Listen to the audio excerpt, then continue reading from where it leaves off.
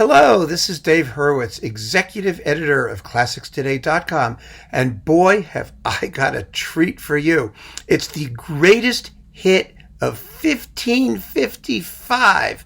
I'm talking about one of the great masterpieces of Renaissance music.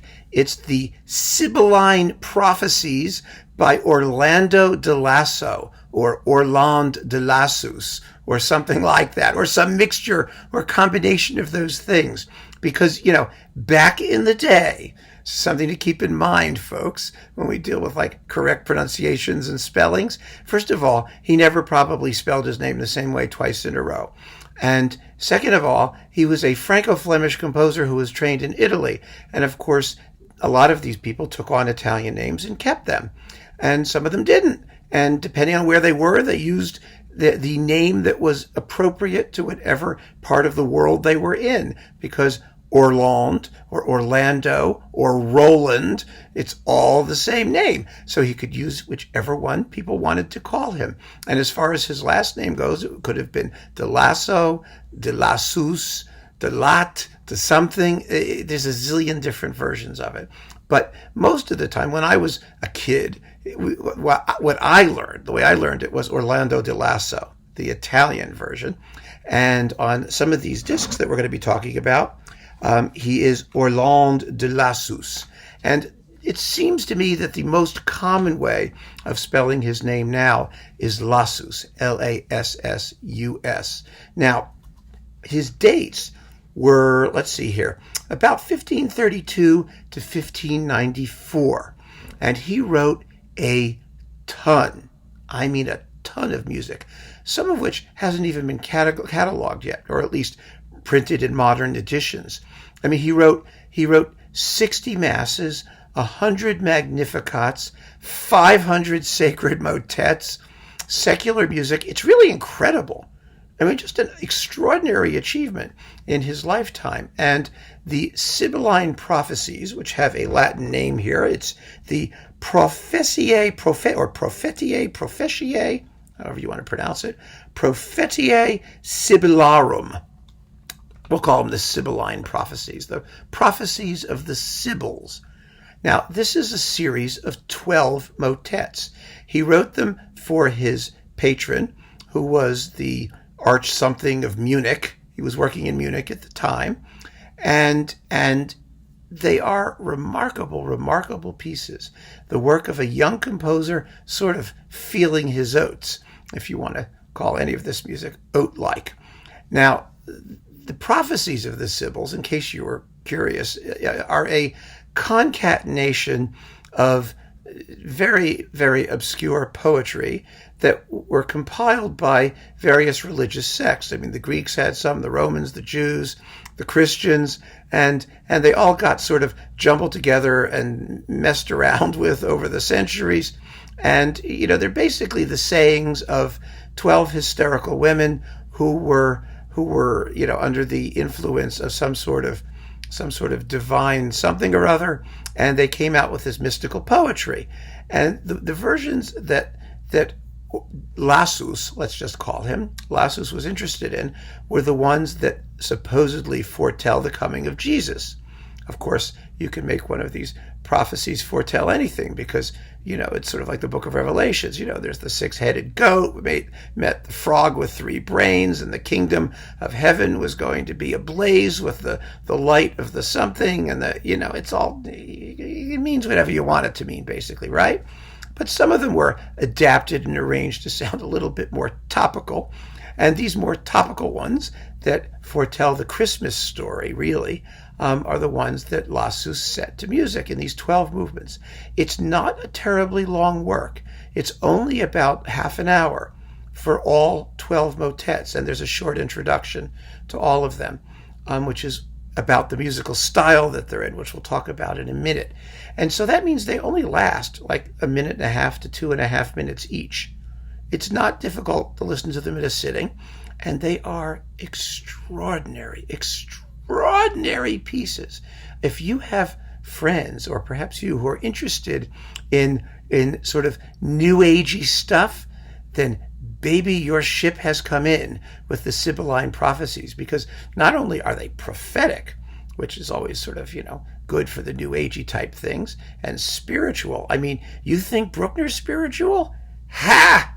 You ain't heard nothing. Try Lassus's Sibylline Prophecies. You want to hear spiritual. The musical style that he adopted in these pieces is, as I said, extraordinary. It's extremely chromatic, but it's what you might call triadic chromaticism. And what chromaticism means, of course, is that you're using notes outside the basic key that the piece is in to give it color, color, right? And this color, when carried to extremes, results in complete atonality. And we all know what that sounds like. But the type of chromaticism he uses is to avoid any kind of key center other than the one that you hear at the beginning and at the very end. The harmonies in between are constantly shifting, but they're shifting in what they call a triadic way. That is, they're complete chords in whatever key they're passing through. And that gives the music this amazingly buoyant, sort of elevated, levitated, I think is the word, levitated quality. The music flows, but you don't know where it's flowing to. And the result has a trance-like or dream-like intensity that's absolutely extraordinary. I mean, extraordinary. And I'm going to play you a little bit of one just so you can hear. I don't have to play much of them because the entire work is written in this style. It sounds rather similar, and it's part of that style. But you'll be amazed that this music was written in the middle of the 16th century. I'm going to play you a bit of the fourth prophecy, and I'm going to read you the poem just so you know what it says. Here it is. Here, it's the Cimmerian Sibyl. There were 12 of them, so there's one poem set for each of the 12 Sibyls. And this one is, get ready, let's see. This type is so tiny in these things.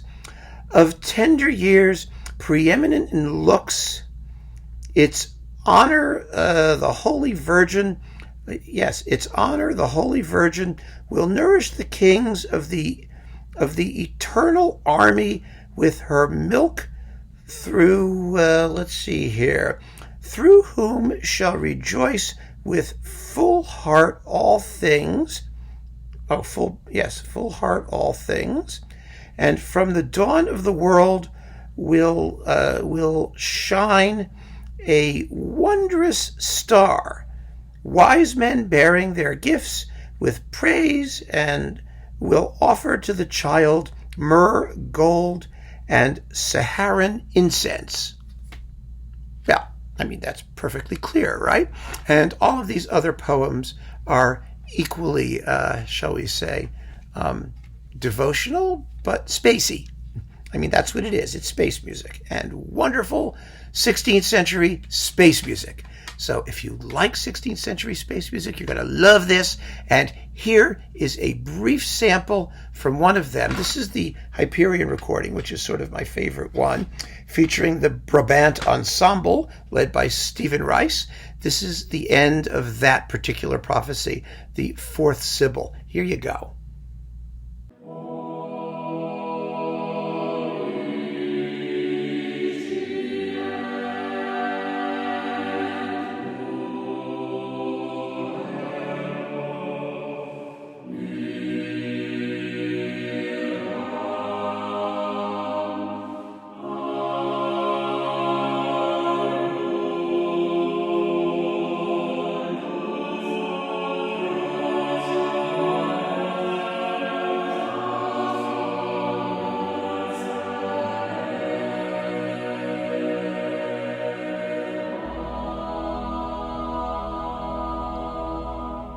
Amazing, isn't it?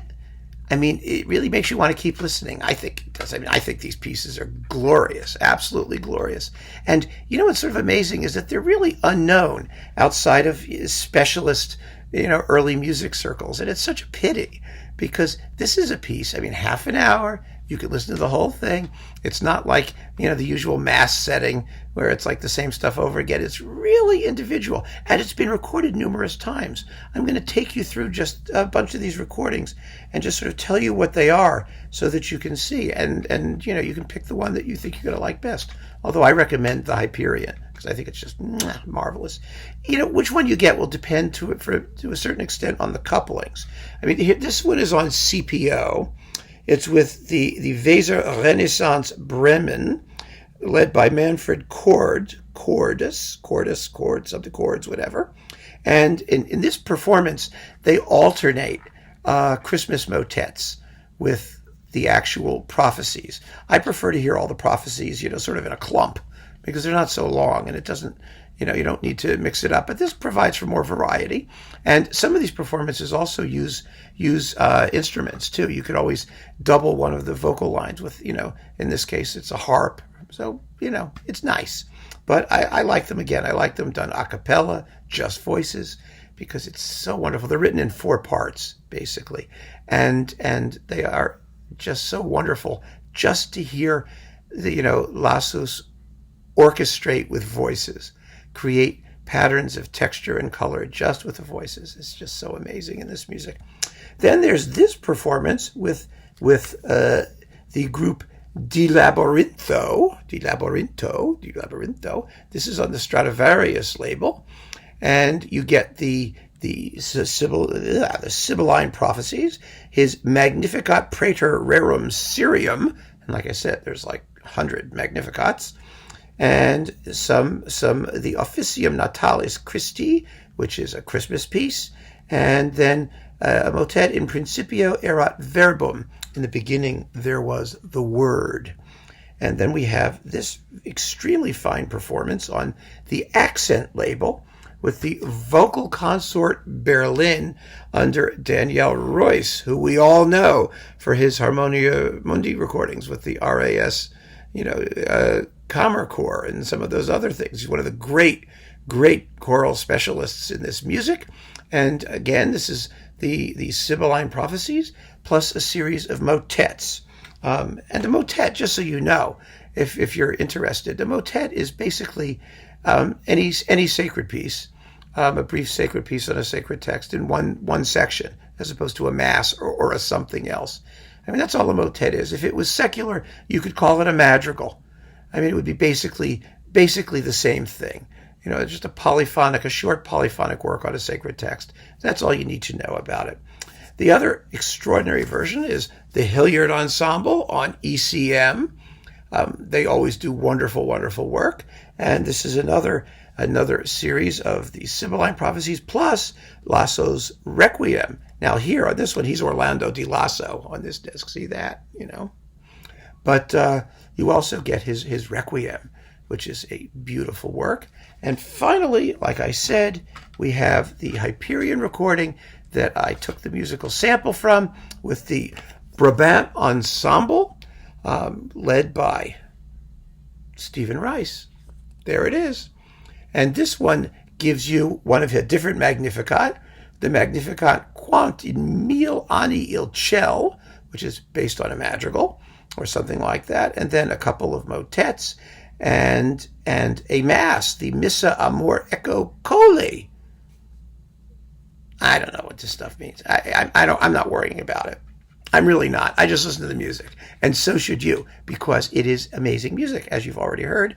And I just find it fascinating. I really do. This piece has been recorded.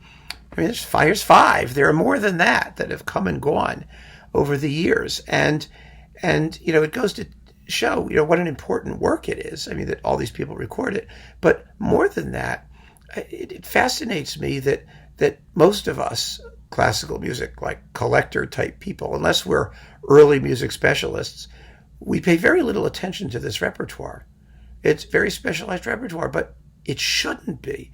It is such beautiful, expressive, immediately enticing and appealing music, and it doesn't sound like anything else. It has so much character and atmosphere. It's brilliant stuff by a composer, Lasso, who was a genius. He was as famous in his day as Palestrina or Victoria, probably more so in his lifetime, and who wrote just scads of music, and it deserves to be known. So keep on listening, folks, to the Sibylline Prophecies of Orlande de Lassus or Orlande de Lassus, however you want to say it. It's the music that matters. It's amazing.